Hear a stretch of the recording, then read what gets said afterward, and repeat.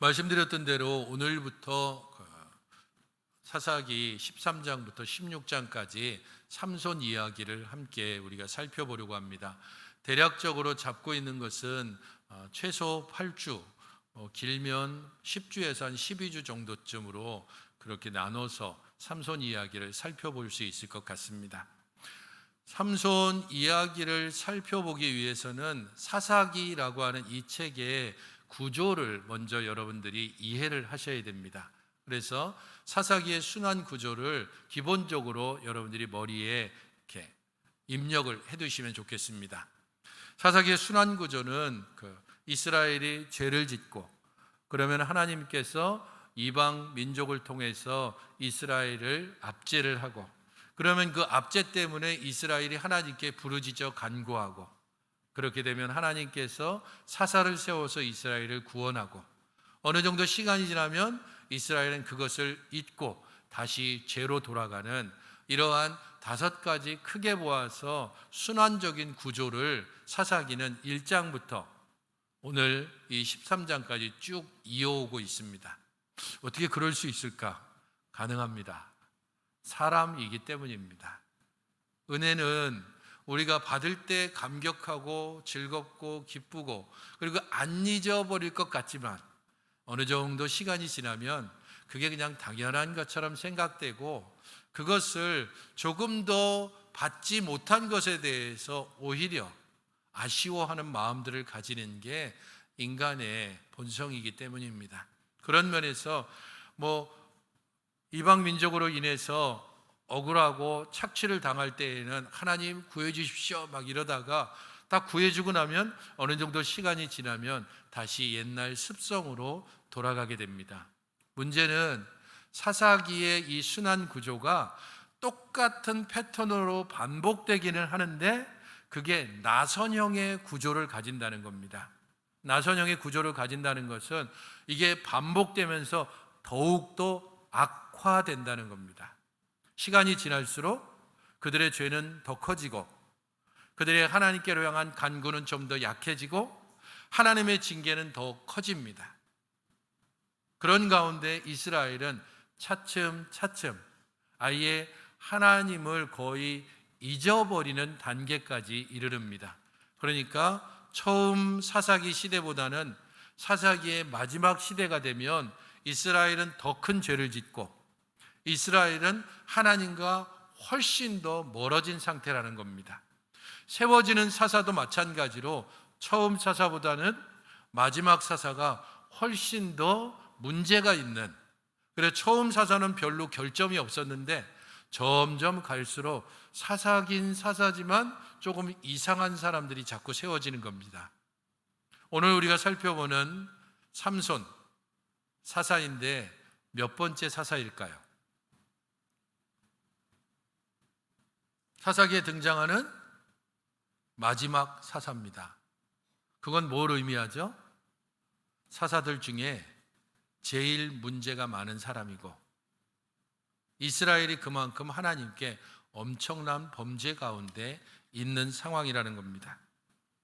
사사기를 볼 때에 특별히 사사가 분류가 됩니다. 그래서 대사사와 소사사, 대사사 6명, 소사사 6명 이렇게 분류가 됩니다. 온니엘, 에훗, 드보라, 바락을 함께 보기도 하고요. 기드온, 입다, 삼손 이 사람을 대사사라고 하고 삼갈, 돌라, 야일, 입산, 엘론, 압돈 이 6명을 소사사라고 합니다. 대사사는 쉽게 이해하면 분량이 많고 소사사는 분량이 작고 어떤 사사는 단 한 줄밖에 없어요. 하지만 역할에 있어서도 조금 차이가 있습니다. 대사사는 이스라엘 전체의 위험, 곧 이방 민족으로부터 전쟁을 해서 이스라엘을 구원해낸 전쟁 영웅의 역할들을 하고 있다면 소사사는 그것보다는 평상시에 이스라엘의 여러 상황들을 좀 재판하고 판단하는 그런 재판관 역할에 머무는 경우가 많습니다. 그리고 소사사는 아마도 전체 이스라엘의 사사라기보다는 어느 한 지방 혹은 어느 한 지파의 사사였을 가능성이 있습니다. 총 합하면 사사가 몇 명이죠? 12명. 이스라엘은 몇 지파? 12지파. 12를 맞춘다고 하는 것은 이것이 잘 짜여진 구조를 가지고 있음을 알려줍니다. 그리고 이 12집 사사가 실제로 어느 지파 출신인지 분명하게 드러나지 않은 경우들도 있지만 대체적으로 12지파와 12사사라는 것은 12사사가 모든 지파에 한 명씩 나왔다는 것을 의미합니다. 그리고 그것은 이스라엘 12지파가 모두 죄를 범했고 그래서 하나님의 징계를 받은 어느 한 지파도 예외 없이 그들 모두 범죄했고 하나님의 징계를 받았음을 의미합니다. 특별히 우리가 오늘부터 살펴보게 될 이 삼손, 마지막 사사로 등장하는 삼손 이야기는 믿지 않는 사람들도 삼손은 다 알고 있죠. 그 뒤에 이름까지 알고 있는 여인의 이름도 보통 알고 있는 경우가 많습니다. 삼손과 들릴라, 이렇게 영화로도 아주 예전 영화로 나왔는데 사실 삼손 이야기를 우리가 잘 여러분들이 읽어보면요 19금 영화에 가깝습니다. 상당히 성적인 부분들도 많이 나오고요. 그리고 피 튀기는 장면도 엄청 많이 등장합니다. 그런 면에서 이거 영화로 만들었을 때 청소년이 볼 만한 영화는 아닙니다. 어쨌든 삼손을 헤라클레스와 같은 그런 영웅처럼 생각하고 있는 우리들의 일반적인 입장에서 다시금 삼손 이야기를 통해 정말 하나님께서 삼손 이야기를 우리에게 남겨주신 이유가 무엇인지 함께 살펴봤으면 좋겠습니다. 대부분의 학자들이 내용면에서 약간의 차이는 있지만 삼손 이야기는 이스라엘을 보여주는 모형으로 봅니다. 그래서 삼손 이야기 자체가 당시의 이스라엘의 모습을 그대로 보여준다는 겁니다. 그 첫 번째는 오늘 우리가 살펴볼 것처럼 삼손이 은혜와 그리고 기적적인 탄생입니다. 마찬가지로 이스라엘도 하나님의 특별한 은혜 가운데 애굽에서부터 빼냄을 받아서 이스라엘이라고 하는 나라가 시작됐습니다. 삼손의 이름도 또한 의미가 있습니다. 삼손의 이름은 작은 태양 혹은 태양처럼 빛난다라고 하는 태양과 연관되어 있습니다. 뒤에 우리가 또 계속 삼손 이야기를 통해 살펴보겠지만 삼손이라는 이름, 등장하는 모든 이름들이 다 상징성을 가지게 되는데 태양이라고 하는 이름이 긍정적으로 해석될 수도 있고 부정적으로 해석될 수도 있습니다. 그런 면에서 선입견을 가지고 너무 성경을 바라봐서는 안 됩니다. 드보라의 노래를 보게 되면 사사기 6장 31절에 주를 사랑하는 자는 해가 힘있게 도둠 같게 하옵소서라고 나오는데 악인들을 하나님께서 멸망시키는 것과 아울러서 주를 사랑하는 자 이스라엘을 상징합니다. 그는 해가 힘있게 도둠 같게 하옵소서. 그래서 삼손의 이름이 이것을 그대로 보여준다는 겁니다. 또한 삼손은 오늘 그의 어머니에게 이야기한 것처럼 나면서부터 나실인 곧 구별된 사람이었습니다. 이스라엘도 동일하게 거룩한 백성이고 제사장 나라로 하나님께서 특별히 구별했습니다. 물론 하나님의 기대와는 전혀 다른 길을 걸어간 것을 우리는 알고 있습니다. 그리고 그 길을 삼손이 사실은 그대로 걸어가고 있습니다. 마지막으로 삼손의 부모와 삼손의 대조적인 모습도 이스라엘과 서로 연관되어 있습니다. 조금 부족함이 있지만 그래도 삼손 부모의, 특별히 어머니의 경건성에 비해서 삼손의 모습은 그야말로 천방지축입니다. 자기 소견에 오른 대로 내 눈에 좋은 쪽으로 감정이 치우치는 쪽으로 살아가는 사람인 것을 알 수 있습니다. 동일하게 이스라엘도 하나님께서 그들을 돌보고 그들을 치유하고 그들을 먹이고 입히지만 이스라엘은 끊임없이 자기 길을 가고 벗어나고 망나니처럼 끊임없이 집을 뛰쳐나가는 그런 아들로 묘사되고 있습니다. 이 삼손 이야기를 통해서 우리는 성도가 무엇을 따라야 하고 무엇을 피해야 하는지를 우리가 함께 살펴보게 될 것입니다. 1절을 다 같이 한번 읽어보시겠습니다. 삼손 시대가 어떠했는지 1절입니다. 시작.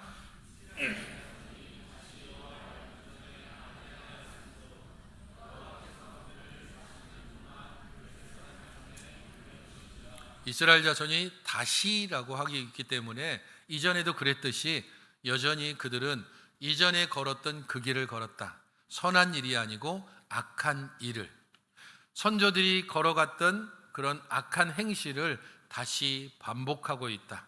그래서 하나님께서 그들을 징벌하셨는데 블레셋에게 40년 동안 파셨다라고 말씀하고 있습니다.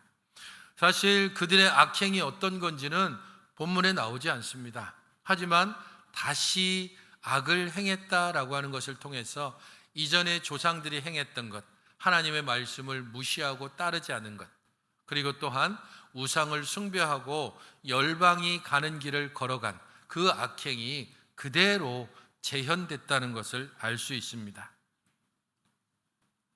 처음에 말씀드렸던 것처럼 사사기는 순환 구조를 가집니다. 그리고 이 순환 구조가 나선형을 이루고 있습니다. 들어가면 들어갈수록, 시간이 지나면 지날수록 악행이 점점 커지고 돌이킬 수 없는 지경에 이르고 있습니다. 그래서 처음 그들이 죄를 지었을 때에 그들이 이방 민족에게 압제를 당했던 기간은 7년이었습니다. 하지만 다시 죄를 지었을 때 그 기간은 18년으로 늘어났고, 또다시 죄를 지었을 때 그 기간은 20년이 됐고, 이제 마지막 삼손 때에 이르러서는 몇 년이요? 40년입니다. 성경에서 40이라고 하는 이 숫자는 고난의 숫자입니다. 잘 보여주는 게 어떤 건가 하면 이스라엘의 광야 40년입니다. 예수님의 광야에서 40일 금식. 그래서 40이라고 하는 단어는 항상 고난과 연결되어져 있습니다. 40년 동안 하셨다. 이게 정확하게 40년인지 아닌지는 중요하지 않습니다. 전달하고자 하는 것은 그만큼 고난이 극심한 시간이었다라는 겁니다. 이 1절에서 우리가 특별히 주목해 보아야 할 것이 있습니다. 처음에 순환 구조 기억하시죠? 죄를 지었습니다. 그러면 그 다음에 어떤 일이 일어나죠? 하나님께서 이스라엘을 징계하십니다. 1절에 나오죠. 보면 죄를 지었고 하나님께서 블레셋에게 40년 동안 넘겨주셨습니다. 그 다음 단계가 뭐죠? 압제를 당하면 이스라엘은 어떻게 했습니까? 하나님께 간구, 부르짖죠. 1절에 그게 나옵니까? 나오지 않습니다. 지금 마지막 사사 때에 이르러서는 이제까지 그나마 좀 부족하나마 계속되어져 왔던 사사기의 순환 구조의 가장 핵심, 이스라엘이 하나님께 부르짖는 것이 빠져 있습니다. 이것은 무엇을 의미하냐 하면 하나님께 부르짖는 것을 잊을 정도로 그들이 심각한 배교, 하나님께로부터 완전히 돌아섰다는 것을 의미합니다. 또 다른 한편으로는 그들이 하나님에 대해서 아무런 기대를 하지 않는 그런 무감각한 상태라는 것을 암시해 주기도 합니다. 더 이상 부르짖어 봤자 아무 소용없어. 하나님이 뭔데? 아니 블레셋이 우리를 이렇게 침입할 때 우리를 지켜주지 않은 하나님, 그게 무슨 소용이 있어?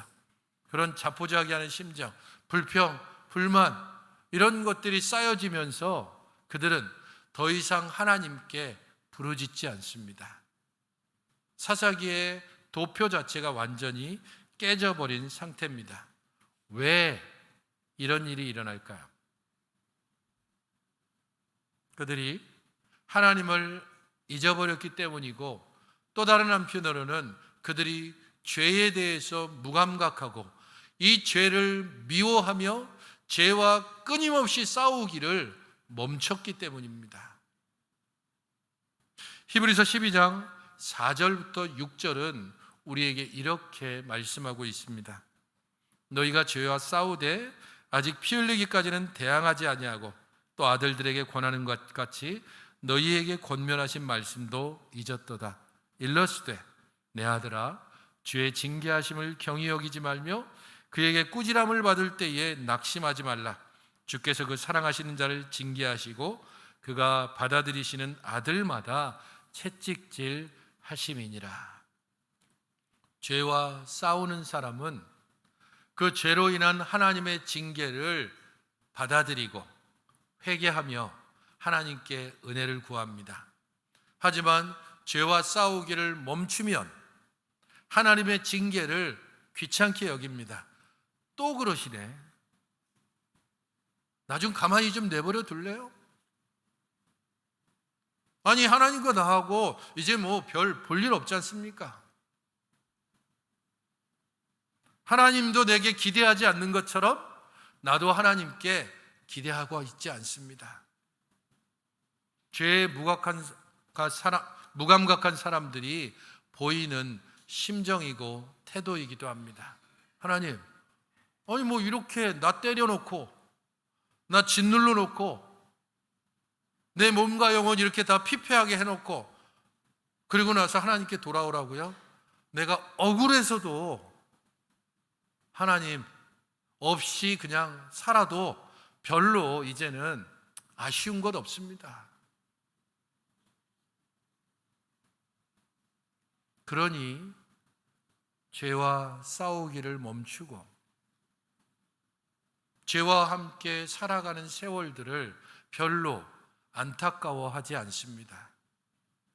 히브리서는 죄와 싸울 때에 피 흘리기까지 싸워야 한다라고 말하고 있습니다. 이것은 정말로 내가 미워해야 될 것이다라고 하는 분명한 믿음과 확신 가운데서 이것을 이기지 못하고서는 내가 결코 하나님의 거룩한 백성으로 살 수 없다고 하는 분명한 확신 가운데 죄와 싸울 때 그때 우리는 우리들의 본성을 거슬러 하나님께 나아갈 수 있습니다. 이스라엘의 부르짖음이 없는 상황, 그 상황에서 하나님은 그래 네가 나를 포기하면 나도 너를 포기하마,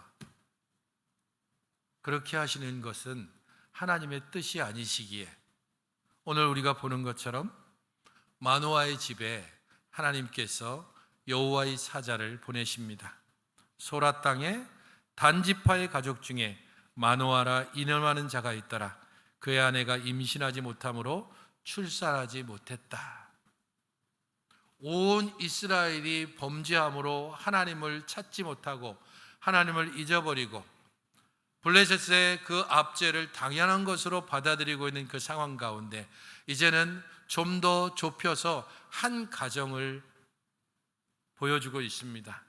소라 땅, 단지파, 마노아라고 하는 한 가정, 아이를 낳지 못하는 가정입니다. 소라 땅 단지파가 위치하고 있는 이곳은 지중해 연안 쪽에 있습니다. 예루살렘으로부터는 서쪽으로 위치해 있고요. 비옥한 계곡을 끼고 있습니다.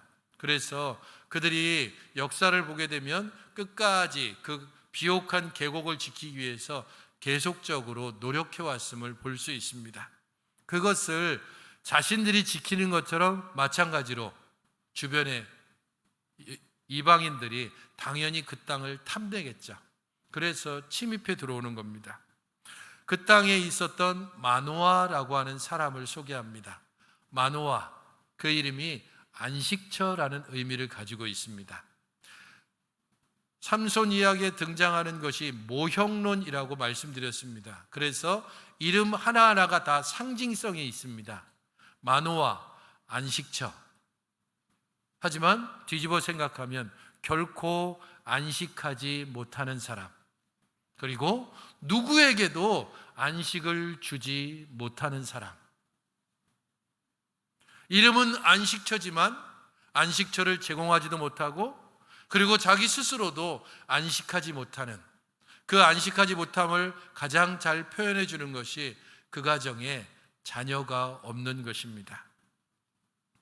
아내가 임신하지 못했다라고 이야기하고 있는데 이것은 언약적인 저주로 그렇게 인식하고 있습니다. 그리고 그것은 현재 이스라엘의 모습을 그대로 보여줍니다. 더 이상 언약의 자녀를 낳지 못하는, 신실한 하나님의 백성으로서 서 있지 않는 이스라엘의 모습이 마누아라고 하는 한 집에 아이를 낳지 못하는 모습으로 보여주고 있는 것입니다. 그런 가정에 여호와의 사자가 3절에 말합니다. 보라, 네가 본래 임신하지 못함으로 출산하지 못하였으나 이제 임신하여 아들을 낳을 것이다. 이 말은 임신하지 못함으로 원래 너의 몸이 임신을 할 수 없는 몸이라는 겁니다. 불임의 몸을 가지고 있는 여인, 그 가정에 하나님께서 이제 아들을 낳을 것이다 라고 하는 것은 그 몸을 새롭게 창조하신다는 의미가 있습니다. 하나님께서 특별한 은혜와 기적으로 본래는 아이를 낳지 못하는 몸이지만 아이를 낳을 수 있는 몸이 되게 해주겠다는 겁니다. 그런 면에서 삼손의 출생은 특별한 기적이고 특별한 은혜인 겁니다. 이 여인에게 두 가지를 당부합니다. 포도주나 독한 술을 마시지 말고 부정한 것을 먹지 말아라. 그리고 태어날 아이의 머리카락을 자르지 말라. 왜? 이 아이는 태에서 나옴으로부터 하나님께 바쳐진 나실인이 되기 때문에. 민수기 6장에 나오는 나실인 규정에서는 일반적으로 세 가지를 나실인은 금하고 있습니다. 여기에 나오는 두 가지처럼 포도나무에서 난 것을 먹지 않아야 된다. 머리카락을 자르면 안 된다. 또 하나가 더 있는데 시체를 만져서는 안 된다는 겁니다. 여기에서는 시체에 관한 것은 없지만 부정한 것을 먹지 말라라는 것을 통해서 나실인 규정을 조금 더 설명하고 있는데, 삼손 이야기를 여러분이 아시죠? 삼손은 부정한 것을 먹었을까요? 부정한 것을 먹었을까요? 이렇게 물어보면 아닌 것은 아닌 것 같죠. 먹었을 것 같은데 그게 어떤 건지 아시는 분은 있을 겁니다. 사자를 죽이고 나서 다시 돌아올 때에 사자가 유골만 남고 거기에 뭐가 있죠? 벌이, 그 꿀에 그 벌꿀이 가득한 것을 보고 그 꿀을 먹습니다. 시체, 그것은 부정한 것이고 부정한 것에서 먹은 것, 나오는 것을 가지고 먹고 또 그걸 가지고 가서 수수께끼를 내고 그것 때문에 문제를 일으키고 그것 때문에 또 사람을 죽이고, 삼손의 이런 모습들을 보게 되면 처음 말했던 이 말씀을 삼손이 얼마나 가볍게 여기고 있는 것을 알 수 있습니다. 나실인 규정, 너는 태에서 나옴으로부터 구별된 사람이다. 그런데 그것을 의식하지 않는 겁니다. 왜 그렇게까지 특별한 방법으로 삼손을 나게 했는가? 5절 후반절을 보십시오. 그가 블레셋 사람의 손에서 이스라엘을 구원하기 시작하리라 하시니. 왜 삼손이 태어나야만 했는가? 왜 마누아의 집에 하나님께서 삼손을 나게 하셨는가? 아이를 낳지 않는 몸을 가진 이 여인을 하나님께서 아이를 낳는 몸으로 해서 삼손을 나게 하신 이유가 여기에 있습니다. 그가 블레셋 사람의 손에서 이스라엘을 구원하기 시작할 것이다. 매우 희망적이죠. 하지만 뒤집어 생각하십시오. 항상 이 말은 사사로서의 삼손이 얼마나 불완전한 존재인가를 보여주는 말이기도 합니다. 사사기를 읽어보면 사사기에서 등장하는 모든 사사들은 이방의 압제로부터 구원하기 시작한 사람이 없습니다. 완전하게 구원했습니다. 블레셋 사람을 물리치고 암몬으로부터 해방시켜주고 완전하게 그 땅을 해방시켰습니다. 그래서 모든 사사들의 이야기의 마지막에는 어떤 말이 항상 붙냐하면 그 사사가 다스리던 때에 그 땅에 평화가 있으니라. 완전한 구원을 줍니다. 그런데 삼손은 구원하기 시작할 것이다. 삼손으로부터 하나님께서부터 구원을 시작하신다. 그래서 삼손 이야기의 가장 주인공, 핵심은 삼손이 아닙니다. 이 이야기의 주인공은 하나님이십니다. 하나님께서 삼손을 나게 하셨고, 하나님께서 삼손에게 성령을 부어주시고, 하나님께서 삼손을 이끌어 가시는데 끊임없이 삼손은 거기에서 몸부림치고 도망가고 전혀 하나님의 뜻과 반대되는 행위들을 하고 있는 것을 보게 됩니다. 그런 면에서 완전한 절망 중에 있는 이스라엘의 그 상황, 거기에서부터 하나님의 구원이 시작됩니다. 더 이상 하나님께 기대도 갖지 않고 하나님께 부르짖지도 않고 하나님을 기억하지도 않는 이스라엘의 그 상황으로부터 하나님께서 구원을 시작하십니다.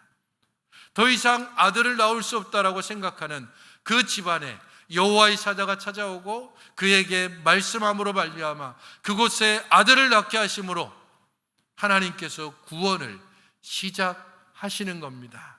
이것은 삼손이 아니어도 가능하고 그 누구여도 하나님께서 그의 구원을 시작하시기로 작정하셨고 그 일들을 13장을 통해서 마노아의 집으로부터 우리에게 보여주시는 것입니다. 성도 여러분, 하나님의 이 일하심과 관계돼서 마노아의 아내가 이 일을 겪고 난 다음에 곧바로 남편에게 가서 이야기합니다.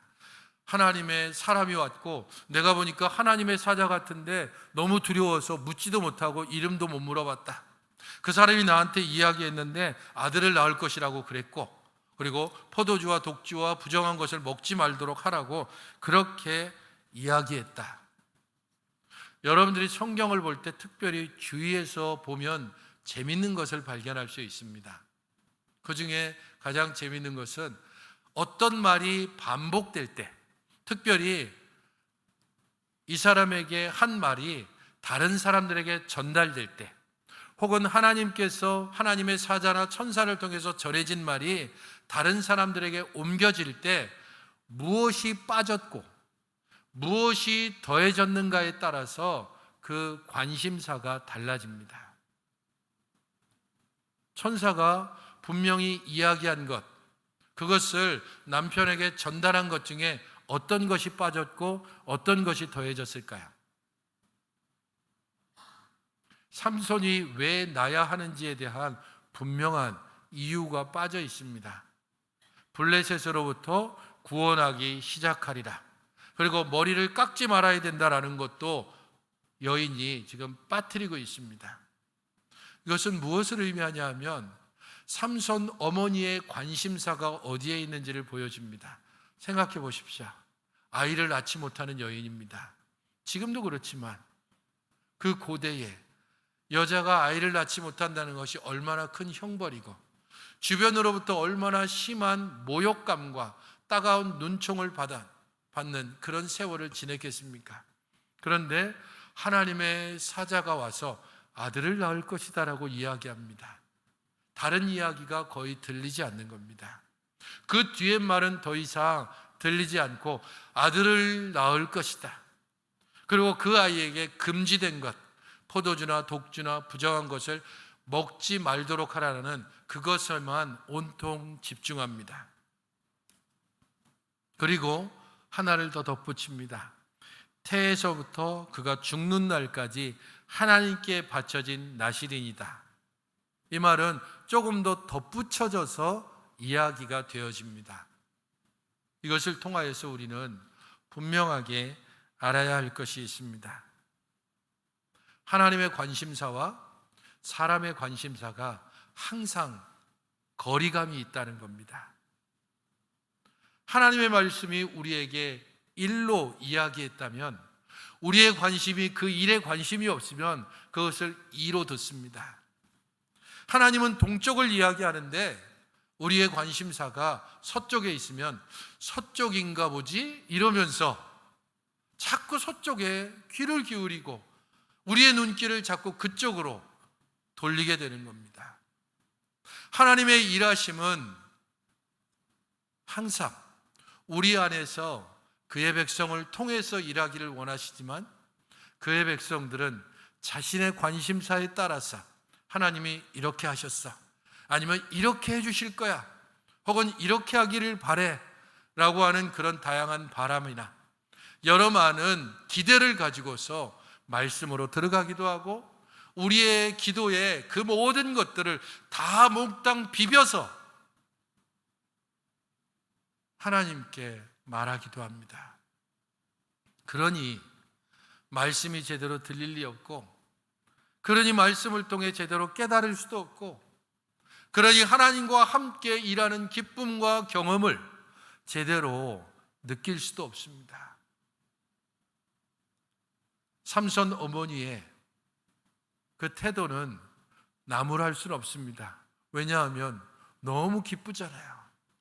그러니 다른 말이 별로 들리지 않고, 그래서 왜 삼손이 태어나야 하는 가장 중요한 이유를 빠뜨렸다 할지라도 적어도 이 삼손의 어머니에게 있어서 우리가 알 수 있는 것은 사람과 하나님의 간극이 얼마나 큰지를 보여줍니다.